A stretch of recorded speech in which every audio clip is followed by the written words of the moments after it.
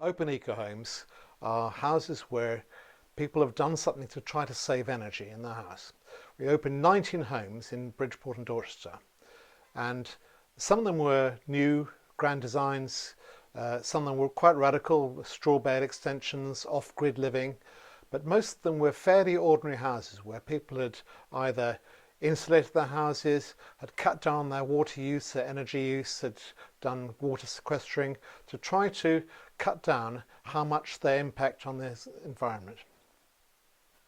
We believe and we understand that actually seeing things at first hand is the most effective way to learn and to choose and to be inspired. And so we hoped that by visiting homes where people had done changes that they planned and sometimes they carried them out themselves, they would be able to find out what the visitors would be able to find out what they themselves wanted to do at home to save energy, to cut their heating bills, and to make their homes more comfortable. And the whole Transition Towns idea is for communities to work together to change lifestyle towards things that will help us to tackle climate change, and to wean ourselves off fossil fuels and find more eco-friendly ways of meeting our energy needs. As a planning condition, Magna Housing Association had to provide 3 self-built houses within a new housing development in Bridport.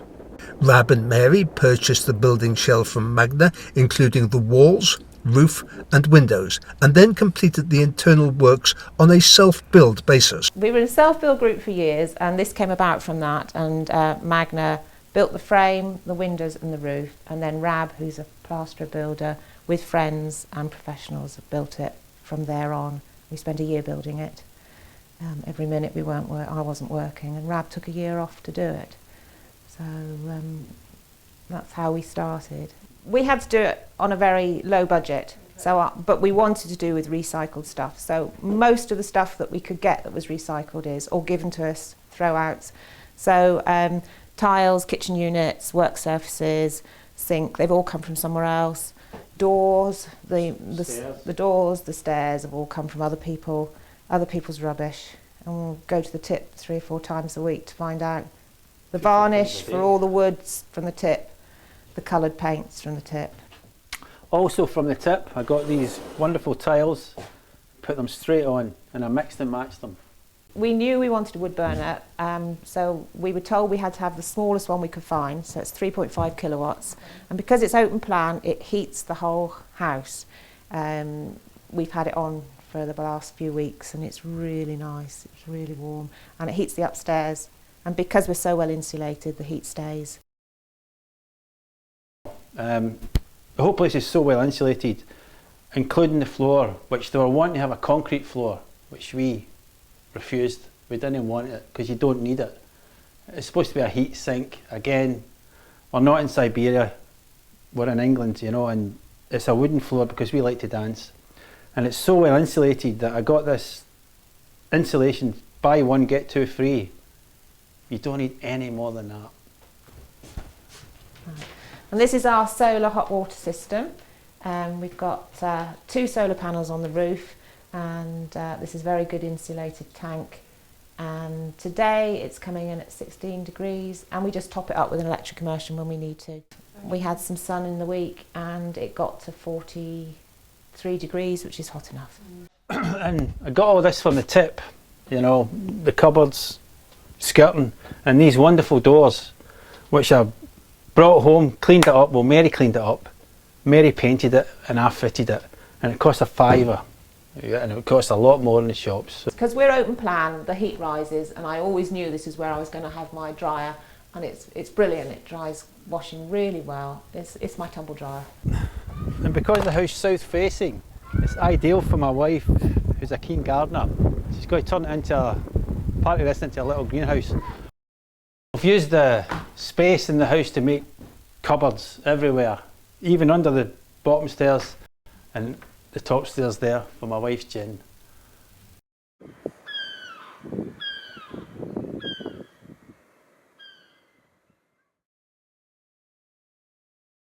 Over a period of 5 years, Malcolm and Jude have carried out a series of eco-renovations to their chalet bungalow in Bridport.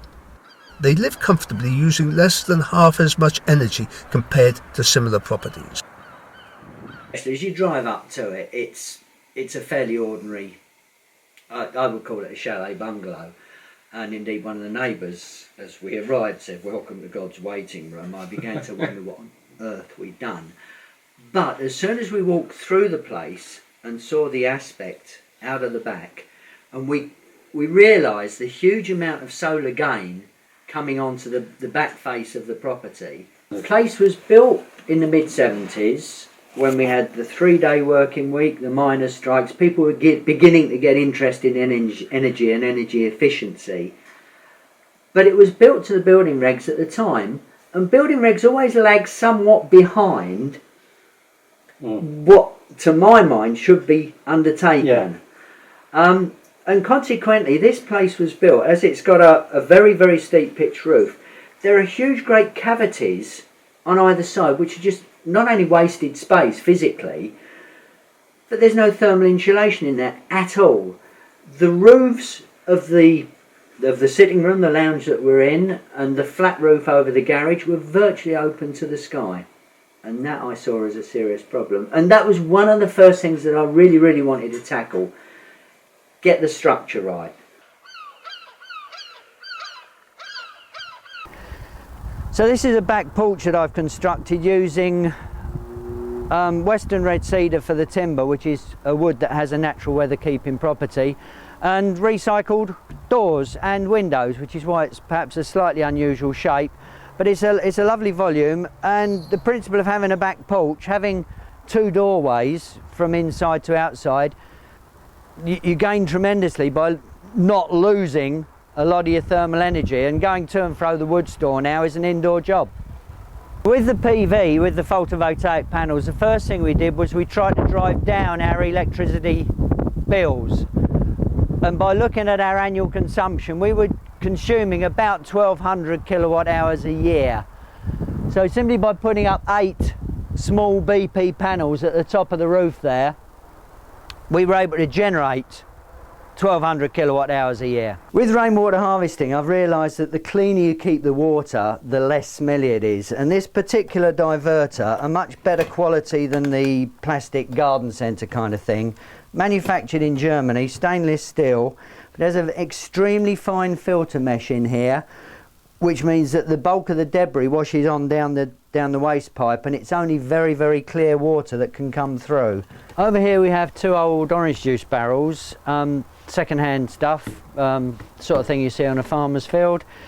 And these store our rainwater, which is filtered almost to the nth degree, and we use this rainwater to flush 2 toilets and to feed the washing machine. Partly because of the nature of the building, it's a very steep pitch, and we've got this stairway literally just right outside the door behind me. The wood burner not only heats the space we're in to a very comfortable temperature, but the heat, we allow it to percolate upstairs. Brilliant. But the other thing that we do, I would call it simple housekeeping. As the sun begins to drop at this time of year, one of us will pop upstairs, close the windows, close the curtains. So that the heat that has come into the property during the day is effectively heat locked. How much does that cost?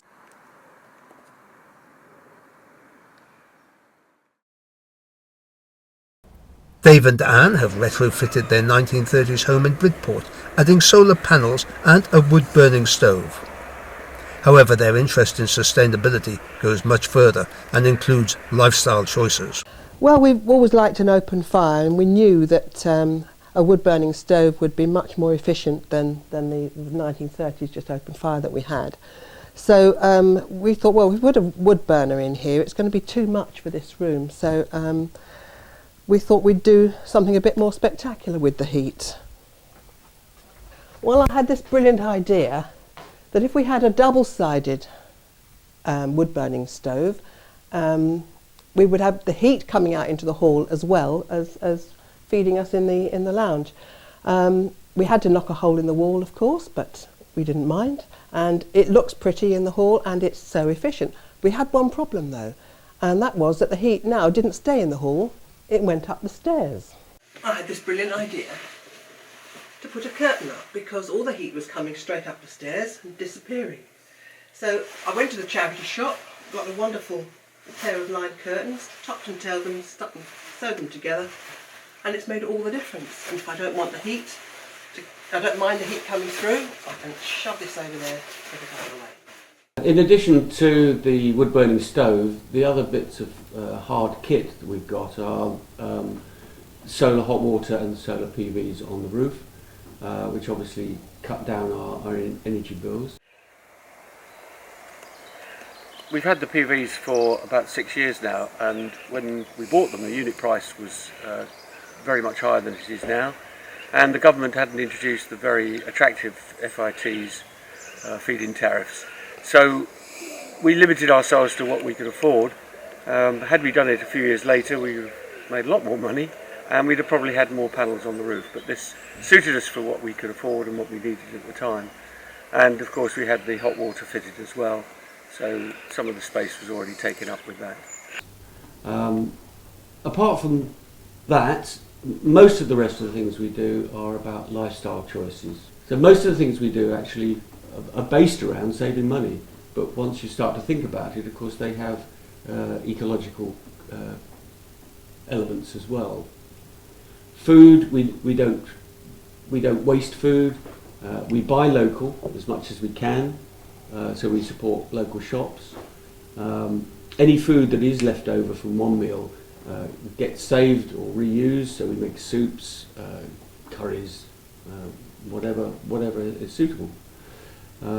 We don't buy lots of stuff, and when we do buy stuff, we try to make it as unpackaged as possible, and that goes for the food. If we don't bring it into the house, then we haven't got to get rid of it. So trying to think when you're in a shop or when everything, if it comes over the doorstep, how am I going to recycle this? How am I going to use this? Am I going to reuse it? Is it useful? Otherwise, just don't bring it into me. I don't want it. My interest in good food started really when I had children. I just wanted to give them the very best that I could possibly afford, and I remember saying to you years ago, if money was absolutely no object, I would have everything would be organic. I would buy, we weren't growing enormous amounts of stuff at that time, but so I would buy everything that was organic, and then I thought sneakily I'd just try it out anyway. And surprisingly, Dave didn't shout and scream and say that our food budget had gone through the roof. He actually said it's not making any difference. And the reason was that because I was buying real food, I wasn't buying packaged stuff, processed stuff. There was no waste, and it just didn't cost any more. Well, when we came to this house, we inherited an Aga, which was the second Aga that we'd inherited because we'd had one at our previous house. And when we came here, I had my romance with it, but it wasn't really efficient. It was just using so much gas, and I couldn't justify all that cooking. I couldn't cook all day, and it's on 24 hours a day. Absolutely ridiculous. So we brought in our old gas cooker again. We sold the Aga and brought in our old trusty gas cooker, which is quite a big gas cooker. And we also got an induction hob, because now we're making electricity of our own. It makes sense to use that when we can. It's not compatible with having solar hot water, because the whole point about an Aga is that you heat up water overnight and then you've got a day's supply ready for use. With the solar panels, of course, you want your water to be as cold as possible in the morning so that you can allow the solar to warm it up. So once we got solar panels to heat our water, the Aga became completely redundant. But the one thing that is nice about an Aga is that you can do slow cooking, but we realised that you could do that in any oven. So we from having an Aga, we learned how to slow cook, and that's made a big difference, because it means a meat tastes so much better because it's slow cooked. And if it's slow grown and slow cooked, it's the best way to eat. I haven't mastered the art of eating it slowly though. You haven't, no, I have to say. I'm not sure I have either. This low-energy house in Dorchester was designed by Sally and Andrew's son Sam whilst he was an architectural student. It used chalk dug from the site to form massive heat-retaining walls. The family supervised and managed the construction phase. We'd lived in our house the other side of the beech hedge for 30 years, bringing up our family, and it wasn't the most efficient energy-wise house to live in. We'd done the cavity wall insulation, the loft insulation, the double glazing, and we had a large number of small rooms, most of which we weren't using after the children had left home. We wanted to move, we wanted to stay in Dorchester, and we were very much aware of the way the world was changing in terms of fuel and energy and running out of oil. Fortunately for us, our son was studying architecture at university and said, "That's all right, Mum and Dad, I'll get you planning consent. We'll build a house in our back garden," which we ended up doing. We have now moved in, we've been here 3.5 years, and the changes to our life has been phenomenal. So we started designing the house in about 2005, whilst I was on a year-out placement working down the road for a local architect. Mum and Dad wanted to move into a smaller, low-energy house, which would be energy efficient and cheaper for them to live in, which had fewer spaces and more of an open-plan feel. So the first things to get right with the design of the house was the layout of the way in which the house would sit on the site. We decided that we'd put the house on the worst bit of the land, so that it was on the north side and looked towards the south and towards the east. And that way we maximised solar gain for the house so that it could be passively heated and naturally daylit. And those two things have the biggest energy saving impact of all of the principles of the design of the house, without any of the technological systems themselves. So having got the basics right, we decided that we would sink the house into the ground in order to get planning consent so that it had low visual impact and low environmental impact. Having decided to sink the house into the ground and make it partially subterranean, we quickly realised we'd be extracting a huge amount of chalk that the Dorset landscape is built upon. Instead of taking the chalk off the site, we decided that we could build with it and use it to ram thermally massive walls. Those would then have great thermal mass, which would stabilise the internal temperature of the house throughout the winter and the summer by absorbing the heat from the sun's rays and storing it to re-emit at the night time. The other half of the house is then a timber frame, built using glulam timber, sustainably sourced, as well as all of the construction timber that we use to form the chalk itself, which in later parts of the construction became the floor, the roofs and the wall of the house, with every single bit of plywood, timber and screw that we used recycled. That enabled us to form large glazed openings which face the right direction to let the sun in so that it absorbs as much heat as possible. And then floor finishes on the ground floor, such as the black slate, enable further solar gains to be absorbed and used within the house effectively. So behind me here is the rammed chalk wall itself. What you start off with as subsoil, within very quick process, becomes superstructure. It's almost like solid limestone by the time it's completed, and as a result really doesn't have very good insulative qualities. What we then did was insulate it externally using a wood wool fibre insulation, and then gave it a lime render externally. One issue of making a super insulated, highly airtight house is that you need to control ventilation to the spaces. What we chose to do in this example is use a mechanical heat recovery ventilation system, and that supplies a constant supply of cool, fresh air, which in the winter extracts air from warm, damp spaces and passes it over a heat exchanger, so that the supply air to the living rooms and bedrooms is pre-warmed, thereby saving energy. This is our wood pellet boiler, which operates the underfloor heating and also acts to heat the water that's in a cylinder in another room. It's a gasification boiler, which means that the pellets, not only are they burning in the base of the crucible, with a forced draft, the gas being given off by the pellets is also burnt, which makes it incredibly efficient. It's claimed to be about 95% efficient. With sacks of pellets, 10 kilogram sacks, and you just open the top and pour it in. It produces very little ash. There's a tray in the bottom, which we empty every couple of months during the winter. A ton of pellets will go into a tray of about that size. For the flooring in both bathrooms, we've used rubber, which is a recyclable product coming from trees. It's very soft and warm to walk on, very easy to maintain, and an absolute delight. We've also used recycled plastic bottles that have been compressed for the worktops in both bathrooms. Again, it's very easy to clean and very forgiving. It shows no dirt at all. It's excellent material. David and Jane and their family enjoy a low-impact lifestyle. They heat their home for free using a wood stove fueled by clean waste wood. And their solar PV panels power their transport as well as their house. We heat the whole house with this stove. It's a Wham 7 kilowatt stove, and we live in a chalet bungalow with 3 bedrooms. It's a reasonably large house, and we thought, can we do it with a single stove? But we can, and although we've got radiators, we've got central heating, it's unused most of the time. We probably use it about once a year, either when it's very cold or we can't get the wood for the stove. Running this stove costs us absolutely nothing. We never buy wood. We bring the pallets in, usually by bicycle trailer, take them down the garden on the train, and I cut them up with a chainsaw.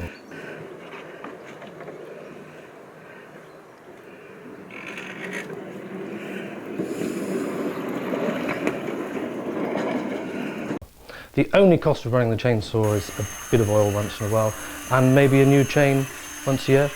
That's the only cost of heating the house.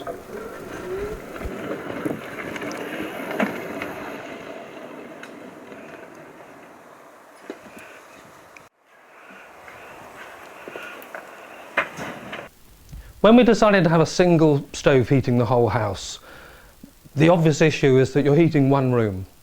And looking at the air temperature in here, it's comfortable, 20 degrees or so down here, 30 up there. What's the point of heating the top of one room? And it took me a little while to think of the answer, to have a fan drawing air from the top of this heated room through to the coldest room, which is the office on the north of the house.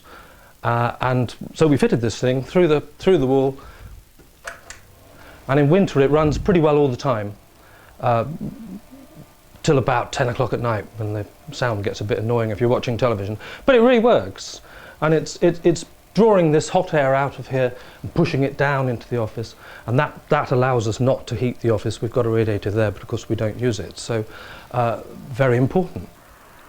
As well as a wood stove to heat the house, we wanted to make use of solar energy. This is the south side of the building. There weren't any big windows here to trap the heat, so we thought, why not fit a glass wall up against the building and draw air through, pump it into the house to heat the house. And we thought, well, you know, that was expensive and we couldn't find anybody willing to do it. And we thought, why not just build a conventional conservatory? So we did, and we've built added a reasonable size extra room. When this gets warmer than the house, we're able to pump the heat into the building.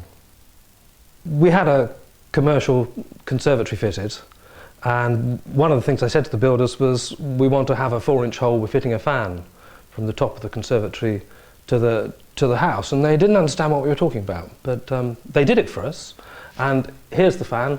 This Ventaxia fan has got louvers that shut, so that when it's colder here than it is in the house, there isn't any cold air flowing in. When I turn it on, the louvers open, and then it sucks out the nice warm air from here into the house. For most of the year, our hot water is heated entirely by solar energy. We've got panels on the roof. The hot water comes down to this tank in the bathroom, and from here is distributed to the taps.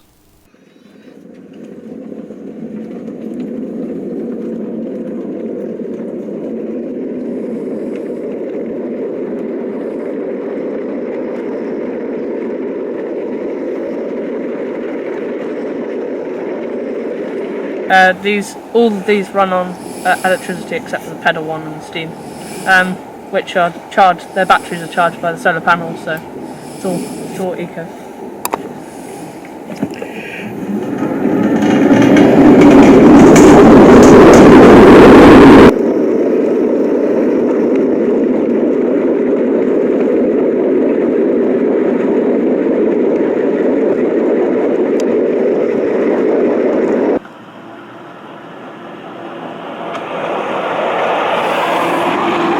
Well, it's brilliant and it helps around the garden.